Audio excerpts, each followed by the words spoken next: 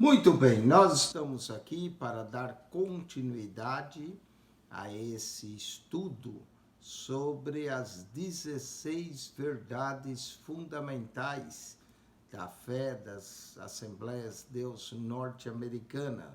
A primeira verdade é que a Bíblia é a inspirada palavra de Deus, portanto, ela é a nossa regra de fé e prática. Essa primeira verdade é fundamental, porque todas as outras 15 verdades vão estar fundamentadas nessa primeira verdade, que a Bíblia é a nossa regra de fé e prática. A segunda verdade é que há um único Deus verdadeiro, um Deus pessoal, que quer se relacionar conosco. Esse Deus único, verdadeiro, é Pai de nosso Senhor e Salvador Jesus Cristo, o qual nos amou e deu seu único Filho para a nossa salvação.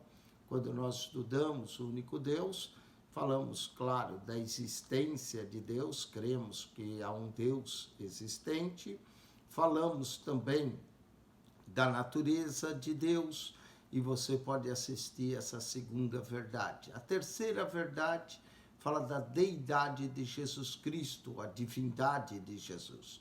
Jesus é o verbo que estava com o Pai, né? O verbo, no princípio era o verbo estava com Deus e o verbo era Deus. Jesus possuía uma natureza física humana, que a qual ele assumiu, 100% homem, mas 100% divino, Deus.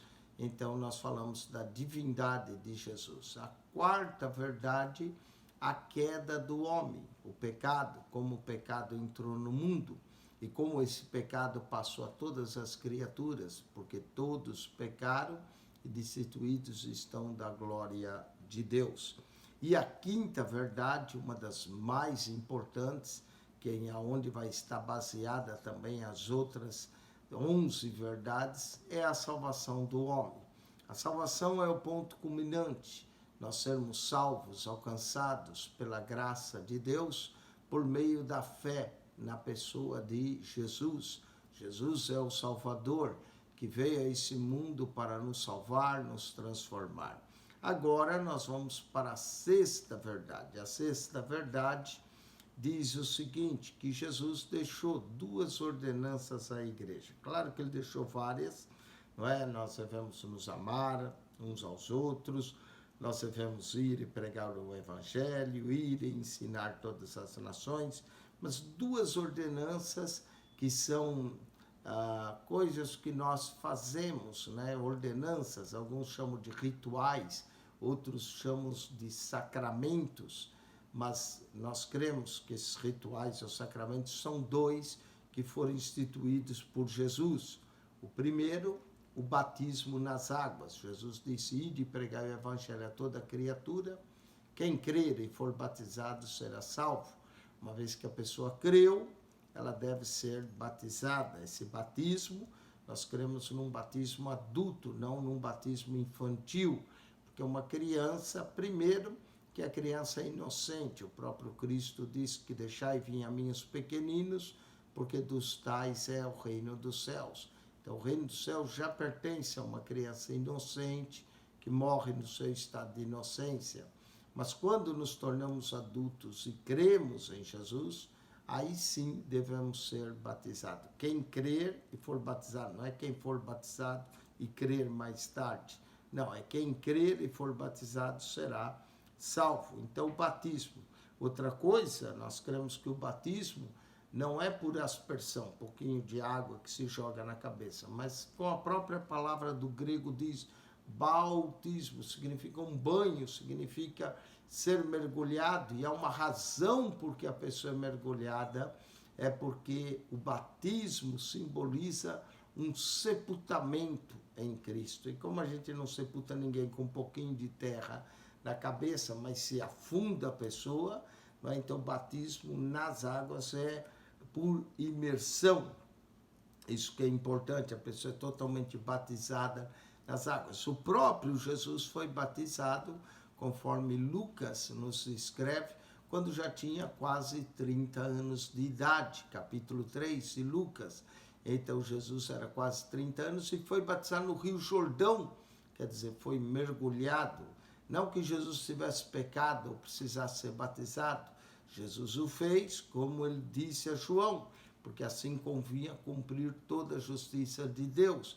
Ele fez batizando-se no lugar do pecador, identificando, e como tudo que Jesus mandava fazer, ele dava exemplo, ele também foi batizado.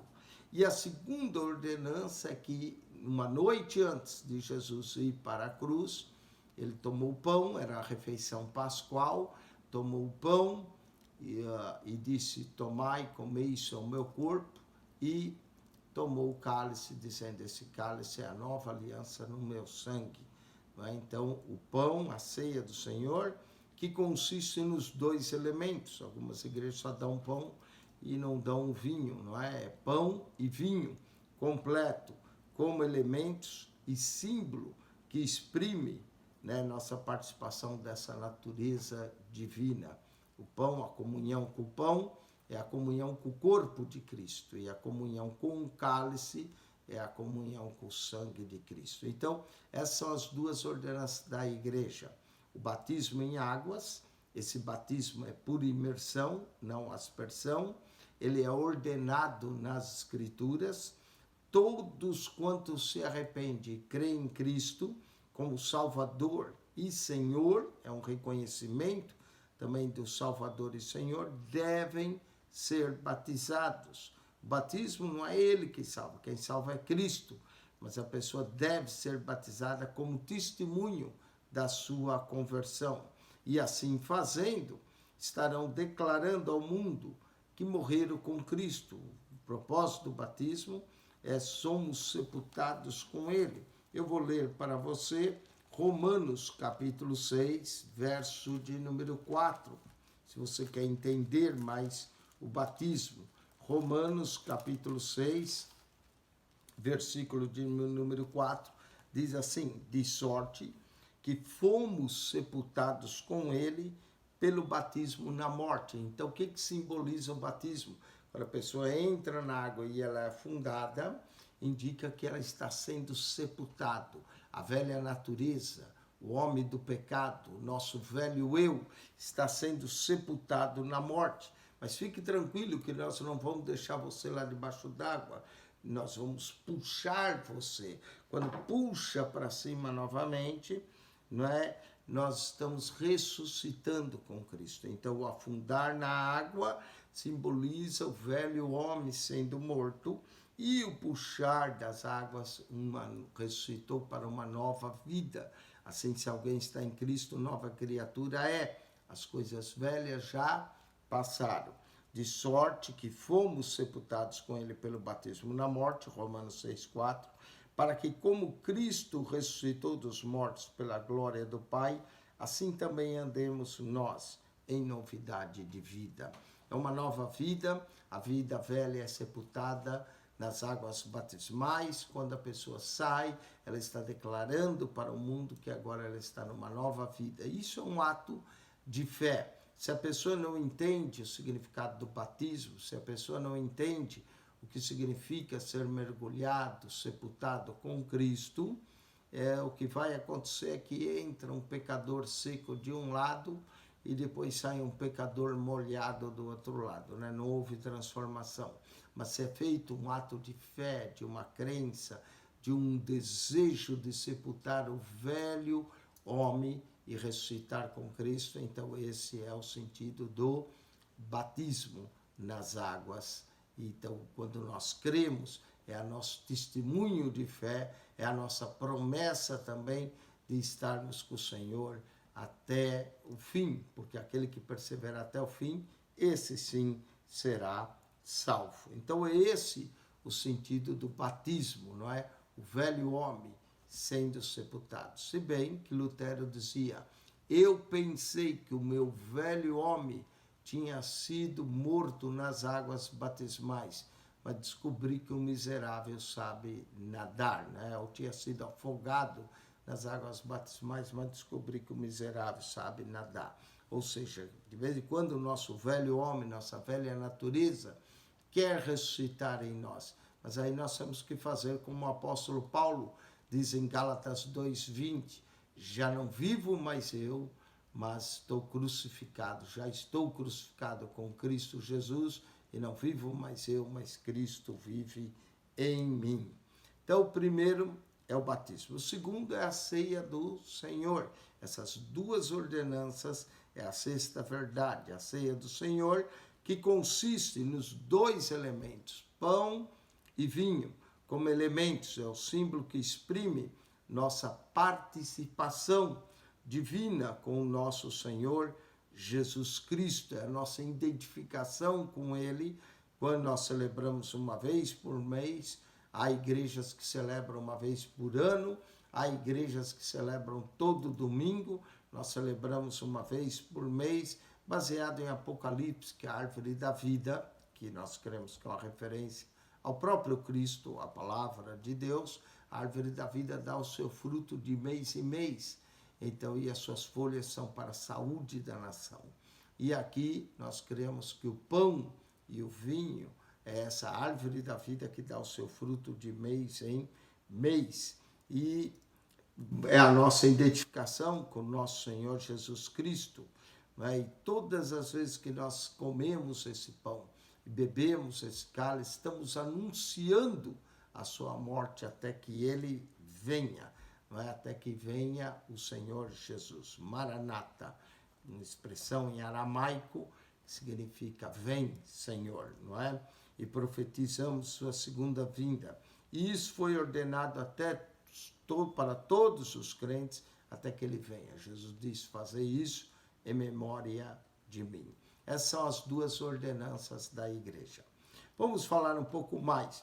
O cristianismo bíblico, ele não é ritualista, nem sacramental. O sacramentalismo crê que uma graça divina especial é concedida aos participantes de certos ritos prescritos, ou rituais prescritos, como batismo, como a comunhão, ou penitência, fazem rituais. Usualmente é asseverado pelas igrejas sacramentalistas que a graça é recebida, quer tenham ou não participante uma fé ativa. Tudo quanto a pessoa precisa fazer é participar de forma externa. É isso que os sacramentalistas ensinam, né? Aqueles que creem no sacramento.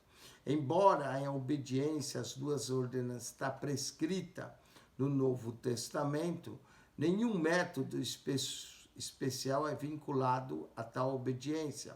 Conforme o tempo se foi passando, a Igreja Romana foi adicionando outros sacramentos.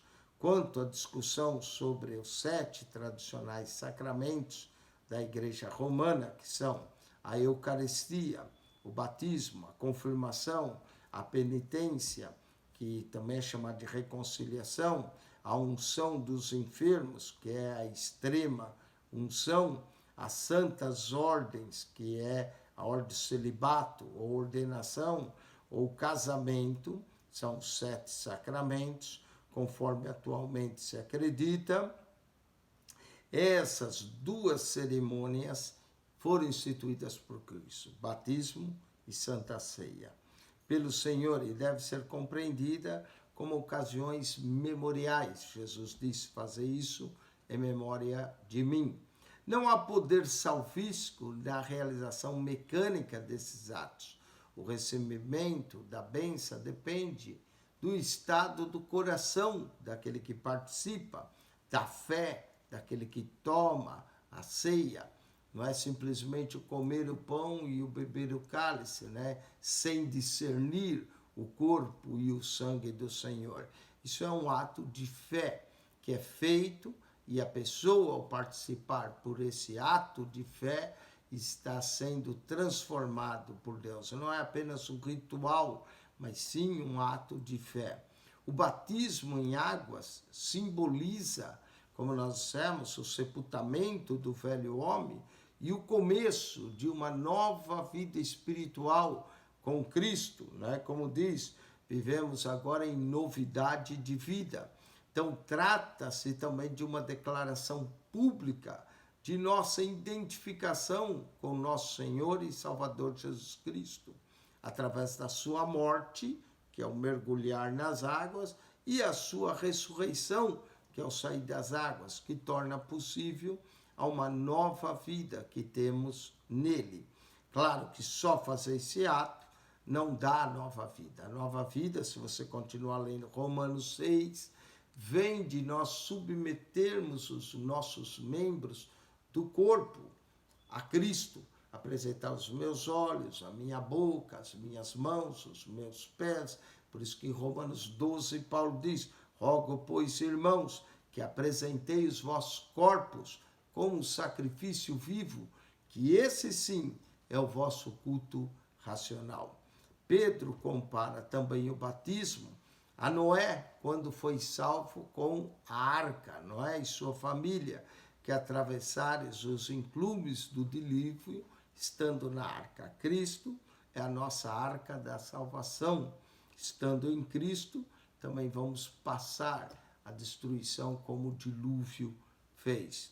Os quais, Pedro diz, 1 Pedro 3, 20 e 21, os quais em outro tempo foram rebeldes contra a legalidade de Deus, esperava nos dias de Noé, enquanto se preparava a arca, na qual poucas, isto é, 8 almas se salvaram pela água, que também como uma verdadeira figura, agora vos salva o batismo. Está vendo? A arca, o dilúvio, é um símbolo do batismo. Não do despojamento da imundície da carne, mas da indagação de uma boa consciência para com Deus pela ressurreição de Jesus Cristo. As águas do dilúvio trouxeram juízo contra um mundo corrupto e cheio de violência nos dias de Noé. Portanto, a água do batismo simboliza o juízo sofrido por Jesus em favor da humanidade na sua morte. As águas do dilúvio não salvaram Noé, mas o fato de ter atravessado o dilúvio e ser salvo do julgamento serviu como testemunho de fé que demonstrara antes do dilúvio. Fé essa que levou ele e sua família a crer e obedecer a Deus, construindo assim a arca para a sua salvação. Assim também, as águas do batismo, elas não visam limpar-nos, mas servem como testemunho da nossa fé no Senhor Jesus Cristo ressurreto. Uma fé que devemos ter antes de entrarmos na água. Não adianta entrar na água sem essa fé, não é? Senão vai acontecer aquilo que eu falei, entra um pecador seco e sai um pecador molhado. Portanto, não é a água que nos salva, sim o que ela representa. A ressurreição representa o sepultamento com Cristo e a ressurreição de Jesus, que mostra a aceitação de Deus ao sacrifício do seu Filho em nosso favor e em nosso lugar. O Novo Testamento mostra claramente ser o sangue de Jesus e não as águas do batismo que nos purifica e perdoa, e que é mediante o sangue que somos justificados. Romanos 5, verso 9 diz: logo, muito mais agora, sendo justificados pelo seu sangue, seremos salvos da ira. Nossa consciência é purificada e somos redimidos. Quando Pedro se refere ao batismo pelo perdão de vossos pecados, Atos 2,38, usa a mesma construção grega empregada por João Batista, quando disse: eu vos batizo com água para o arrependimento. O batismo de João não produziu arrependimento. Note que era para o arrependimento. Na verdade, o Batista recusou-se até a batizar os fariseus e os saduceus. Por quê? Porque eles não exibiam o fruto do arrependimento. Ou seja, enquanto não demonstrar que estamos de fato arrependidos, não é? Significa que houve uma mudança de nossa vida. Então a pessoa primeiro se arrepende e depois crê no Evangelho e depois é batizada. Então isso significa um testemunho do nosso arrependimento, então batismo. De igual modo, para perdão dos pecados significa por causa do perdão dos pecados, ou como testemunho de que os pecados vos foram perdoados. É esse o sentido. A menos que uma pessoa tenha crido e sido purificada pelo sangue de Cristo, o batismo em águas nada significa.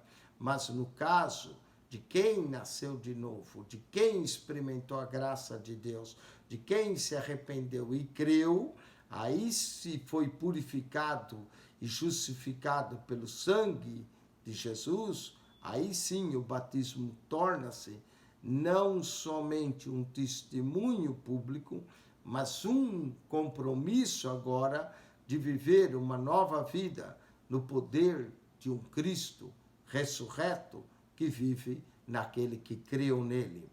Quem, pois, é candidato ao batismo em águas, e o Novo Testamento ensina que o batismo em águas é somente para aqueles que crê, para os crentes. Em consonância, a ilustração de Pedro, Noé confiou em Deus antes de atravessar o dilúvio. Jesus ordenou também aos seus seguidores que fizessem discípulos e então os batizassem. Mateus 28, 19, ensinando a guardar todas as coisas que eu vos tenho mandado, batizando-os em nome do Pai, do Filho e do Espírito Santo. Marcos 16, 16, quem crer e o crer antecede ao batismo, ele então é batizado. De acordo com o livro de Atos, o diácono Felipe percorreu Samaria e sua pregação e os milagres produziram grande alegria naquela cidade. Mas como cresce em Felipe, que lhe pregava acerca do reino e do nome de Jesus, se batizavam então agora, tanto homens como mulheres. Felipe também, ao pregar ao eunuco, e o eunuco viu água e quis ser batizado, Felipe disse, é lícito se tu creres de todo o teu coração. E a resposta do eunuco foi, eu creio que Jesus Cristo é o Senhor. Essa confissão levou com que ele parasse o carro e fosse descido às águas. Paulo também, na cidade de Filipos, disse ao carcereiro, quando ele perguntou, o que hei de fazer para ser salvo? Paulo respondeu, crê no Senhor Jesus e será salvo tu e a tua casa. E aí depois Paulo foi à sua casa, eles ouviram a palavra do Senhor, creram e foram batizados. Então nós vemos que tudo isso aqui que vimos, pessoas sendo batizadas após de crer, não dá margem nenhuma a um batismo infantil. No entanto, aqueles que argumentam em prol do batismo infantil, diz ser o batismo que é substituído pela circuncisão que era feita no 8º dia, quando aos 8 dias os israelitas circuncidavam seus filhos. Entretanto, quanto ao Novo Testamento, aborda a questão, pois não é a circuncisão, nem a incircuncisão, mas o que vale é o batismo em águas e o ser uma nova criatura, Gálatas 6,15, quando mediante a fé estamos em Cristo, nós somos essa nova criatura. Vimos então que a promessa também diz respeito a vós e aos vossos filhos, e porque Paulo batizou a casa de Estefanas, há quem veja nessa passagem justificativa para o batismo infantil. Mas naqueles dias, os filhos pequenos não eram considerados membros plenos da família, somente no tempo da adoção, ou seja, quando se tornavam maiores. Ademais, Pedro ordenou ao povo, arrependei-vos e cada um de vós seja batizado. Então, os infantes, muitas vezes, são capazes desse arrependimento, de fé, o testemunho público de uma salvação recebida. De fato, eles não têm pecado que possam se arrepender, né? Como Jesus disse em Lucas 18:16, deixai vir a mim os pequeninos e não impeçais, porque dos tais é o reino de Deus. Por esse motivo, cremos que a dedicação de crianças a Deus não está fora desta ordem. Entretanto, é responsabilidade dos pais e da igreja local providenciar o treinamento espiritual da criança, a fim de que, quando ela atingir a idade da responsabilidade, ela possa crer em Cristo, aceitar Jesus como seu Senhor e Salvador e cumprir a ordem de Jesus ser batizado.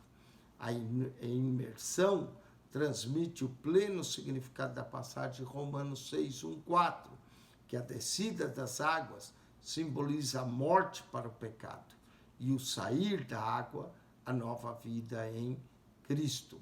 Algumas denominações também tomam o livro do profeta Ezequiel 36, 25, que mostra que Deus é aspergindo água limpa sobre a restaurada nação de Israel como fundamento para o batismo por aspersão. Entretanto, a palavra grega bautizo significa claramente mergulhar, imergir, e era usada na antiga literatura não cristã para indicar mergulhar, afundar a pessoa, a empalpar ou avassalar. Outro sim, note o seguinte, João Batista estava batizando em Enom. Por quê? Porque ali havia muitas águas. João 3, 23. Quando Jesus foi batizado, também lemos que logo que saiu da água. Marcos 1, 10. Quando Felipe batizou Eunuco, desceram ambos a água, até o contínuo saíram da água. Atos 8, 38, 39. Todos esses detalhes apontam conclusivamente para a imersão como o verdadeiro modo de batismo. Recentemente, arqueólogos encontraram os mais antigos edifícios que serviram de igrejas, pertencentes ao século II, e havia nesses locais tanques batismais para imersão. Eu, visitando a igreja de Éfeso, a igreja que é considerada a igreja de São João, há um tanque batismal grande, suficiente para descer escadas em forma de cruz, aonde a pessoa era batizada ali por imersão. Tudo isso aponta para o batismo por imersão. Então, todos esses detalhes mostram que, de fato, o batismo era por imersão. A fórmula batismal também aparece em Mateus 28, 19. Portanto, ide, ensinai todas as nações, batizando-os em nome do Pai e do Filho e do Espírito Santo. Então, era assim que eles eram batizados. No grego, a palavra em nome significa título. Esse é o nome. O nome aqui é uma expressão no singular, porque usava distributivamente e não somente em nome ou título. O mesmo uso distributivo ou não coletivo é visto também em Ruth 1:2, onde o nome, no hebraico em singular, dos dois filhos era Malcom e Quilom. Se nomes estivessem no plural, a Bíblia teria dado mais um nome a cada um deles. As palavras em nome quer dizer literalmente para dentro do nome, frase comumente usada na época em que significava para adoração ou culto. Em Atos 2:38, onde lemos sobre o batismo no nome de Jesus, a expressão altera-se ligeiramente o significado sobre o nome de Jesus Cristo. Sobre o nome era a maneira grega de dizer, segundo a autoridade de Jesus. Pedro, na verdade, está apelando à grande comissão na qual Jesus, com base em sua autoridade, dissera aos discípulos como deveriam batizar. Em outras palavras, aqueles que figuram no livro de Atos, com base de autoridade de Jesus Cristo, batizam no nome, visando a adoração e o culto ao nome de Jesus, do Pai, do Filho e do Espírito Santo. A história eclesiástica confirma que o batismo continua a ser formado no nome triuno de Deus. Existia igrejas até primitivas que mergulhavam pessoas 3 vezes, em nome do Pai, em nome do Filho, em nome do Espírito Santo. Era a forma trinitária do batismo. Vamos agora falar da ceia do Senhor.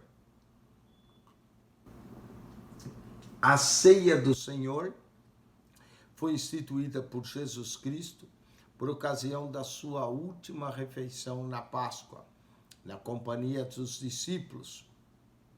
Com frequência ela é chamada às vezes de última ceia, apenas horas antes de ser crucificado. Para nós, a ceia do Senhor tomou o lugar da Páscoa do Antigo Testamento, porque Cristo, nossa Páscoa, foi sacrificado por nós. 1 Coríntios 5:7. Ordenou Jesus, assim, que a ceia do Senhor fosse repetida a intervalos frequentes até a sua segunda vinda. Algumas igrejas observam a ceia do Senhor a cada culto, outras uma vez por semana. Mas a maioria das Assembleias de Deus observa uma vez por mês. Tudo o que Jesus disse foi: porque todas as vezes que comerdes esse pão, e não mencionou quantas vezes, porque todas as vezes comerdes esse pão e beberdes esse cálice, anunciais a morte do Senhor até que venha. A ceia do Senhor tem diversos valores em relação ao passado, lembrando sua morte, ao presente, quando nós a celebramos, e ao futuro, recordando que ele há de voltar. Ela é comemorativa, instrutiva, inspiradora, promove ação de graça e comunhão, proclama também a nova aliança e envolve uma certa responsabilidade, o ato de se examinar a si mesmo antes de participar da ceia. Em primeiro lugar, vamos falar, ela é comemorativa. Fazer isso em memória de mim. Trata-se de uma ocasião solene para ponderarmos profundamente qual foi o significado da morte expiatória de nosso Senhor e Salvador Jesus Cristo, que é o ponto crítico de toda a história. Nela nos defrontamos de novo com o custo da redenção do pecado e sua penalidade. Também é instrutiva, representando por meio de uma lição objetiva a sagrada encarnação de Cristo e a expiação de nossos pecados. Sobre os elementos físicos, o pão e o vinho, há boas evidências de que o vinho ou suco de uva usado na ceia não era fermentado. Quando Jesus disse: isto é o meu corpo e esse cálice é a nova aliança em meu sangue, deu a entender que o pão e o vinho representavam seu corpo oferecido na morte e o seu sangue derramado em sacrifício sobre a cruz. Os romanos ensinam a doutrina da transubstanciação, que após a oração, o pão realmente se transforma no corpo de Cristo e o vinho se transforma no sangue.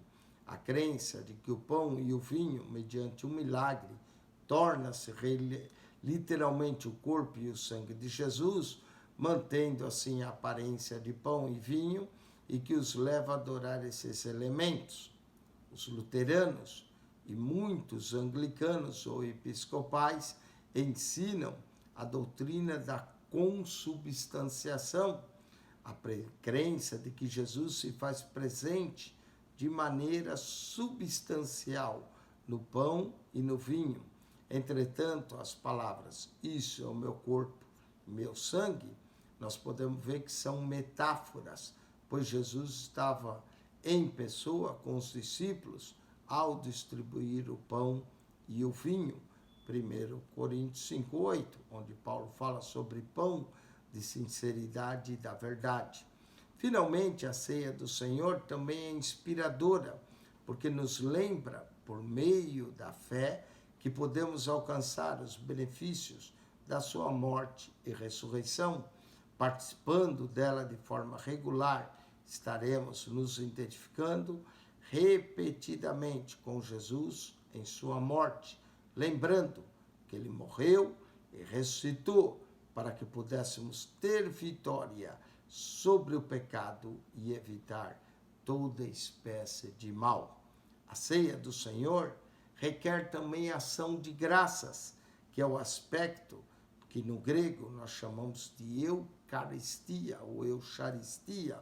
Essa é a origem do grego, o termo Eucaristia, usado até por algumas igrejas, trata-se de ações de graças, de agradecer a Deus por todas as bênçãos que são nossas, visto que Jesus morreu na cruz para nos salvar.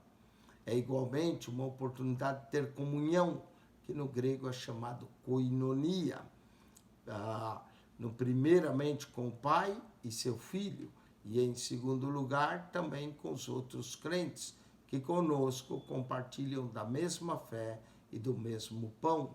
A graça de Deus, a presença do Espírito Santo. Jesus era o convidado na ocasião da última ceia, na qualidade do Senhor ressurreto. Ele está presente, porquanto prometeu, porque onde estiverem 2 ou 3 reunidos em meu nome, ali estou no meio deles. Ele é o convidado invisível de cada celebração da ceia do Senhor. A ceia do Senhor reconhece e proclama também uma nova aliança, no grego, kainé diketé, que significa kainé de nova, aliança de akaté, aliança. Ao participarmos da ceia do Senhor, declaramos o nosso propósito de fazer de Jesus o nosso Senhor, de fazer a sua vontade, de tornar a nossa cruz diariamente e de cumprir a grande comissão. A ceia do Senhor também olha para o futuro do reino de Deus, onde Jesus prometeu beber de novo do fruto da videira no reino do Pai. É muito provável que esse verso se refira a Marcos 14, 25, as bodas do Cordeiro. Por último, a ceia do Senhor envolve responsabilidade. Lembra-se que Paulo disse que devemos nos guardar de participar da ceia do Senhor indignamente, que significa participar da ceia do Senhor de maneira indigna. Muita gente pergunta. Por certo, isso não significa que tenhamos de ser dignos como pessoas, visto que nenhum de nós é capaz de relacionar com Deus a parte de Cristo. O que está em pauta é a indignidade de atitude e conduta. Todos somos pecadores, mas o que se tem renovado na atitude mental revestida de um novo homem que, segundo Deus, é criado em verdadeira justiça e santidade, Efésios 4, 23 a 25, está na posição de candidatos à mesa do Senhor. Mas os que abrigam pecados, quer grosseiros ou carnais, quer pessoais ou pecados sutis, precisam confessar. A palavra confessar no grego significa concordar, primeiramente pedir que o sangue de Jesus os purifique de todo o pecado. Diante de tal advertência, examine-se a si mesmo.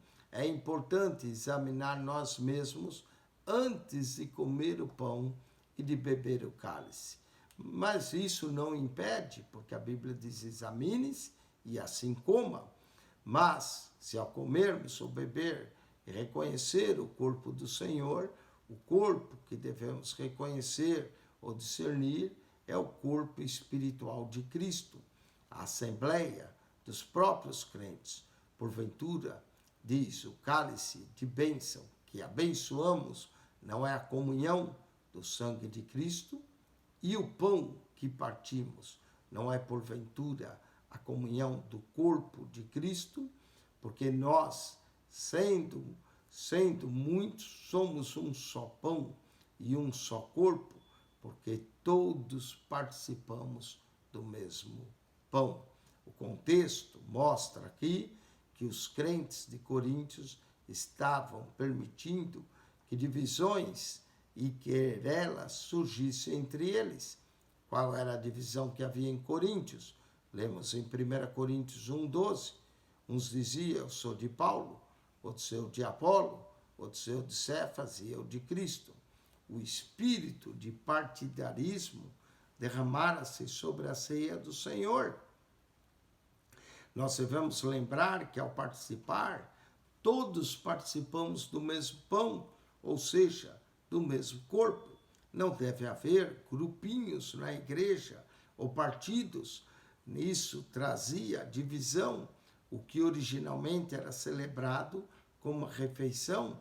Além disso, na igreja de Coríntios, uns comiam e outros passavam fome. Os coríntios não estavam demonstrando amor uns pelos outros. E aqui está o fato de não discernir o corpo do Senhor, que reconheciam como membros de um mesmo corpo espiritual. Pelo fato de não reconhecer o corpo, ou de considerarem uns aos outros, ou de amarem uns aos outros, estavam dessa forma participando indignamente. Pelo contrário, eles estavam cultivando até um espírito egocêntrico que tornava indiferente aos demais irmãos. Então, notemos que a Bíblia não diz que estava tomando a ceia do Senhor de maneira indigna, para que parassem de fazê-lo. Antes, devemos examinar a nós mesmos, julgando a nós mesmos e esperando uns pelos outros.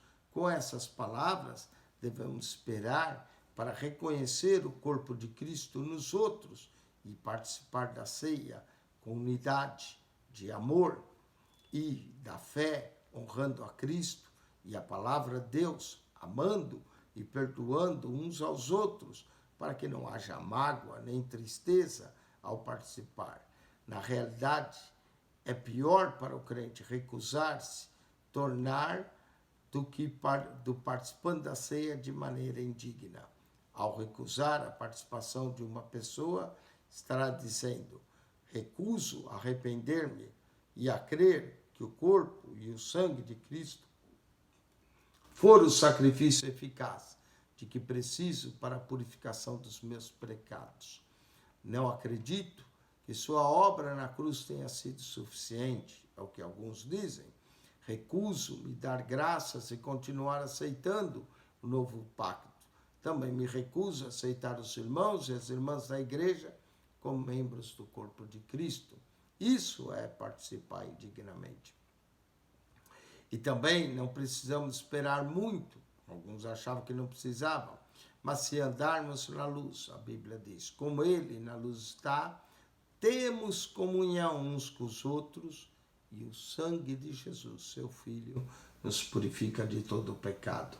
Se confessarmos os nossos pecados, Ele é fiel e justo para nos perdoar os pecados e nos purificar de toda injustiça. No momento que nós confessamos, e confessar aqui significa concordar, o sangue de Jesus cobrirá todos os pecados, visto que a ceia do Senhor é uma ocasião solene em que lembramos o ponto máximo da obra de Cristo em nosso favor. Ela pode tornar-se, no momento de grande bênção espiritual, contanto que participamos, cheguem com atitude mental apropriada, com o coração pronto a perdoar, a deixar as quilelas do partidarismo e a reconhecer que somos um corpo. Devemos permitir que a ceia do Senhor também se transforme uma oportunidade de adoração e de comunhão com Cristo ressurreto e com os nossos irmãos. Amém? As duas ordenanças da igreja, o batismo em águas, a Santa Ceia. Essa é a sexta verdade fundamental. Que Deus te abençoe, que a graça de nosso Senhor e Salvador Jesus Cristo seja contigo.